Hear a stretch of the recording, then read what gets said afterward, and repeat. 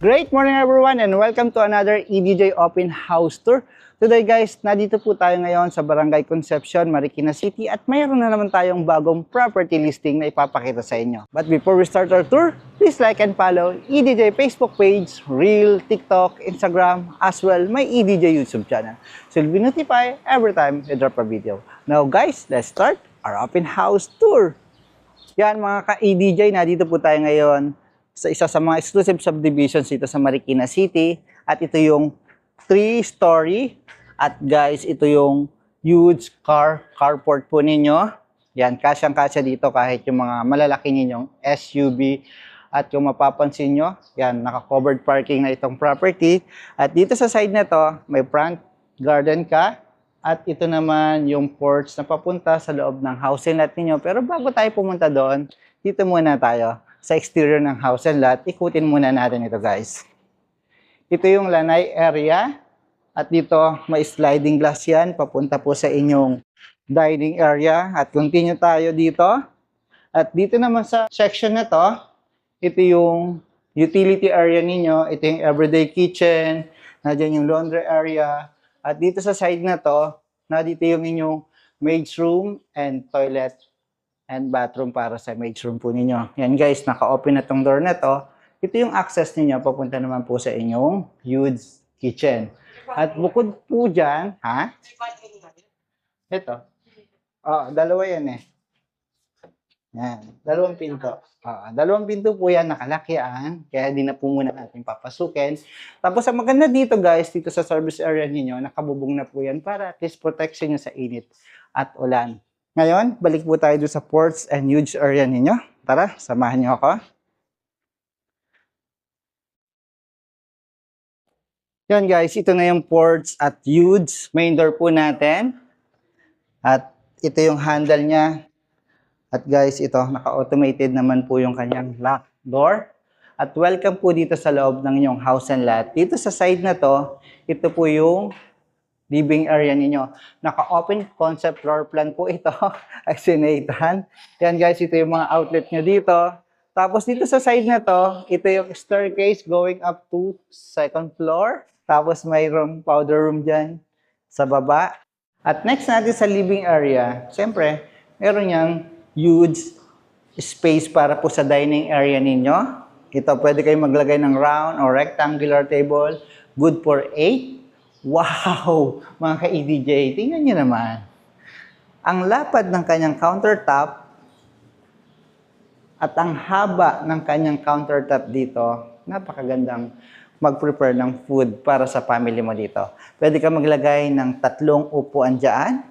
At imagine mo yung upper cabinet mo mula dito sa side na to. Ang haba din. Paikot siya, pa-L-type. At dito naman po yung inyong cooktop. At dito sa side na to, wow, ka-EDJ oh. Ang lawak nung ano niya, no? Nung sink, ang ganda. Maganda maghugas dito. Yan, ganito kalabad at kalawak yung kitchen nyo. May mga drawer ka dito at meron ka ring mga cabinet. Next natin, itong side na to, another storage po ito, or pantry, mas maganda. At kung tatanungin nyo ako kung nasa ng electrical panel, dito nyo po matatagpuan sa pantry area. Pakita mo nga yung storage dun sa Saan? sa refrigerator. Ito. Yan. Meron pa tayong storage dito. Thank you at nasabi mo. Ayun. Thank you kay Nathan, no. Ayun. Meron ditong shoe rack, no. Maganda. Pagpasok mo dito, ito yung mga steps mo. Ito yung porch. Yan. Lagay ka lang ng, yan, upuan na lang dito, no. Tapos ito na yung sa shoe rack mo. Hindi mo na kailangan ipasok pa yung iyong mga tsinelas, saka sapatos. Tapos hindi halata, hindi ko siya napansin. Ano?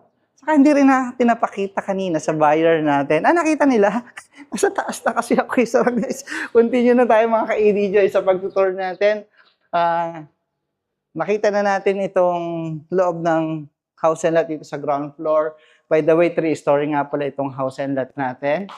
At ito, may aircon po tayo ditong Daikin inverter aircon na dyan sa side na yan. Alam niyo ba mga ka-EDJ, itong property ay malapit lamang ito sa SM San Mateo, UP Town Center, mga ilang kilometers lang po yan, SM Marikina. Tapos yung mga iba pang establishment like hospital, yung Marikina Valley, yan. And then, Ateneo, di Manila, guys. At ito yung staircase going up to second floor. Tara, continue tayo ng tour. Yung handle mo dito, wood. Tapos yung step mo dito, wood. Tapos maganda yung ceiling niya. Naka-open riser ito para at least magsi-circulate yung hangin at aliwalas pa rin siya. Yan mga ka-EDJ, welcome po dito sa second level ng property ninyo. Dito sa second level, dito nyo po makikita yung master bedroom at yung first bedroom. At ito namang hagdanan na to, ito yung papunta ng third level, may mga bedroom din po dyan. Pero mamaya na natin tingnan yan. Dito muna tayo mag-continue ng tour natin. Ito yung first bedroom dito sa second level. Pero first bedroom pa lang ha, pero maganda na yung size ng bedroom niya. Malapad na siya. Dito kasi area na to. Yan o. Malapad, maganda yung size. Tapos guys, tara, continue tayo dito. Maganda rin itong size ng toilet. Ito yung sink, yung brand niya is American Standard. Yung toilet, American Standard din yung brand.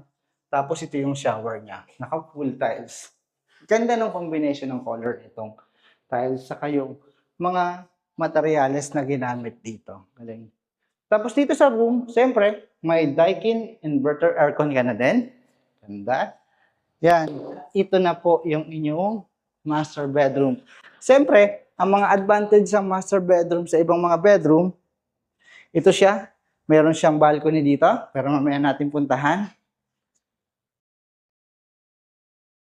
Mahaba at malapad yung master bedroom niya. At ito, may mga awning window at fixed window siya dito. At dito guys, ito yung TV console mo dito sa side na to. Tapos dun yung king or queen size of bed. Guys, ito yung pinto natin dito sa master bedroom. Ang ganda naman ng ano niya. Mga ka-EDJ, tingnan nyo. Oh, ang ganda ng walk-in closet. Tapos, yung handle niya, oh, pang mayaman. Tapos, naka-modular din siya. At ang maganda dito, yan o, yung makeup area mo, meron kang dalawang drawer. Kalimitan na nakikita natin sa mga makeup area na drawer, isa lang. Pero dito, dalawa. Yan o. Para kay wife at husband. Okay?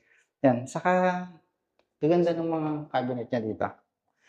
Wow! Naka-double sink din pala to. Tapos, sa shower, ito yung shower niya.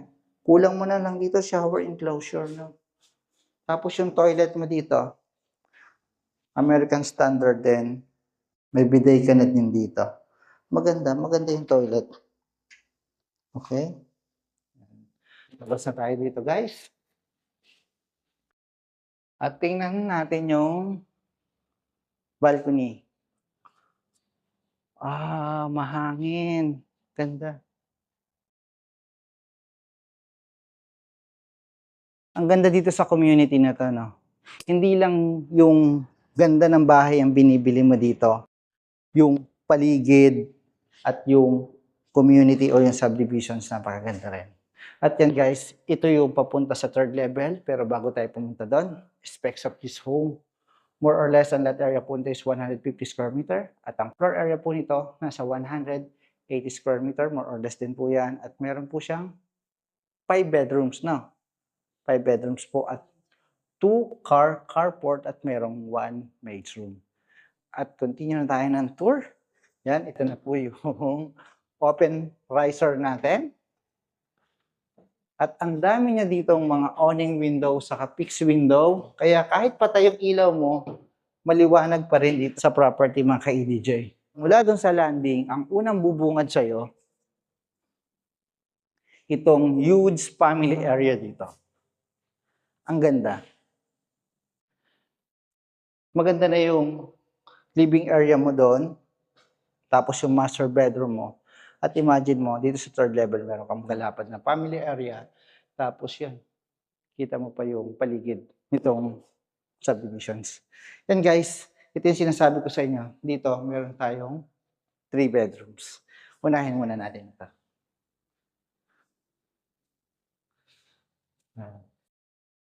Itong bedroom na to, pahaba siya. Tapos meron siyang aircon din. Kulang mo na lang dito, modern light at high ceiling naman itong property. Next natin, ito. Halos hindi siya nagkakalayo nung yung tiningnan natin na bedroom, no? Same size lang. At meron din siyang Daikin inverter aircon. At ito yung isang bedroom. Dito sa isang bedroom, yan, sakto lang yung size niya. Pwedeng pang single bed, or pwede mong gawin tong office area, Linen area. or linen area. Thank you. Yan, kay EDJ, kung mapapansin nyo, siyempre wala siyang toilet and bathroom doon. Pakita ko sa inyo yung common. Pero ang maganda dito sa common, ang lawak niya, no? Halos 1.5 meters. Ito. Or 1.4 meters. Ang lapad nitong toilet nito. Ito yung shower. Siyempre, natataas po yan, ha? Hanggang dito. Tapos, yan. Ang ganda ng mga brandong ano niya, doon sa mga toilet and bathroom niya. Saka yun sa sink, puro American standard yung ginamit. Yan guys, dito na tayo. At dyan, mayroon ditong balcony. Yan. Pag nandito ka sa balcony, yan, may view ka dito. Kasi yan yung condominium ng Century Property.